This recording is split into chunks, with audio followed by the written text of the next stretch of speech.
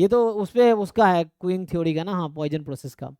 At a single staff checkout counter of a supermarket store, the time taken in minutes to complete the service of a customer is random variable having PDF this। ये किसका PDF? Exponential 1/10। तो service time follow कर रहा है exponential 1/10। So average time जो लग रहा है वो 10 मिनट का होगा। कितने मिनट में है ये? मिनट में। सो सर्विस टाइम 10 मिनट का है, एवरेज सर्विस टाइम 10 मिनट का है। When you arrive at the counter, you observe that there are already one person in the service. You are also informed that the person has been in service for 5 minutes.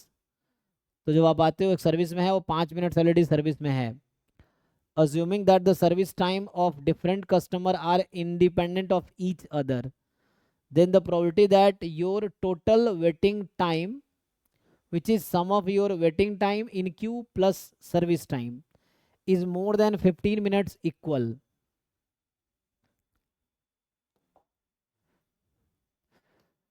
तो service time plus waiting time more than 15 minute. Service time का क्या distribution है? Exponential. एक्सपोनेंस क्या दे रखा है? शुरू में बता रखा है। ये तो सर्विस टाइम था। पीडीएफ किसका दे रखा है? सर्विस। हाँ सर्विस टाइम ये है। और अच्छा ठीक है। You are inform that the person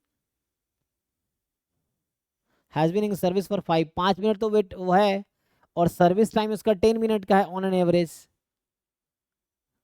तो 5 मिनट निकल चुका है। तो ये तो एक्सपोनेंशियल डिस्ट्रीब्यूशन में मॉड्यूलस प्रॉपर्टी यूज होगी।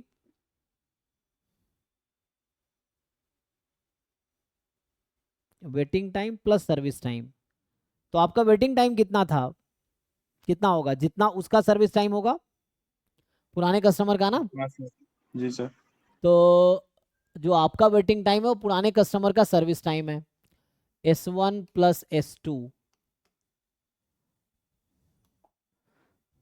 तो अगर ऐसे निकालो, probability of S1 plus S2 more than 15 minute given S2 is more than 5 minute.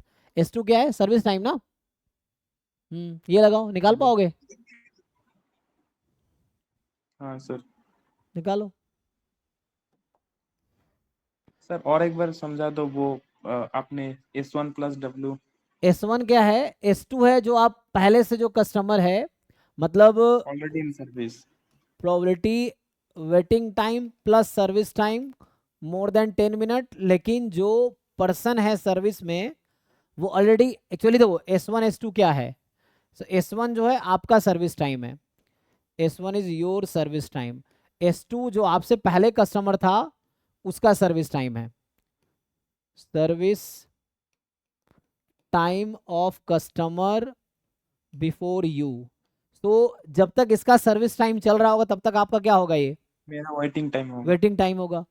सो आपका सर्विस टाइम प्लस आपका वेटिंग टाइम 15 मिनट से ज़्यादा होने की क्या प्रोबेबिलिटी है? गिवन है कि जो दूसरा कस्टमर है उसका सर्विस टाइम 5 मिनट हो चुका है। बता रखा है ना क्वेश्चन में कि you are also informed that the person has been in service for 5 minutes. तो जब आप आए तो पता चला 5 मिनट से वो सर्विस में है, तो जो टाइम रिमेनिंग होगा वो आपका वेटिंग टाइम होगा, है ना। तो जो सेकंड पर्सन है, S1 दूसरा ना, तो जो सेकंड पर्सन है जो आपसे पहले आया, मैं उसको सेकंड पर्सन बोल रहा हूँ, सो उसका सर्विस टाइम मोर देन 5 था ऑलरेडी। तो आपका जो उसका होगा, सर तो फिर S2 तो एक्सपोनेंशियल को फॉलो कर रहा है। हाँ पर एग्जैक्टली S1 S2 दोनों सेम S1 फॉलो करेगा। S1 S2 दोनों IID है एक्सपोनेंशियल 1/10, क्योंकि इंडिपेंडेंट बोला ना, और सर्विस टाइम तो कॉमन है, और हर कस्टमर का अच्छा। टाइम हाँ हाँ। इंडिपेंडेंट है। तो S1 S2 पुराने IID, कस्टमर का सर्विस टाइम, मेरा वेटिंग टाइम हाँ और मेरा एग्जैक्टली। Service time. तो अच्छा ठीक। लेकिन यहाँ पे S2 10 माइनस S2 करना पड़ेगा या S2 करना पड़ेगा सिर्फ? जैसे S2 क्या है मेरा? S2 is the service time of that customer, और हाँ ठीक है, कोई दिक्कत नहीं है ना, service time of that customer, fine. ये निकाल पाओगे आप? क्योंकि 5 से ज्यादा ऑलरेडी इन 5। बता 5 रखा है। मिनट तक तो ऑलरेडी सर्विस में है, तो फिर उससे ज्यादा ही होगा। हाँ हाँ तो हाँ। इसको ग्रेटर देन 5 तो ठीक है। ठीक है, इसको सॉल्व करके देखिए, इसको निकालिए क्या आएगा। S1 S2 दोनों जी IID सर। है। यहाँ आप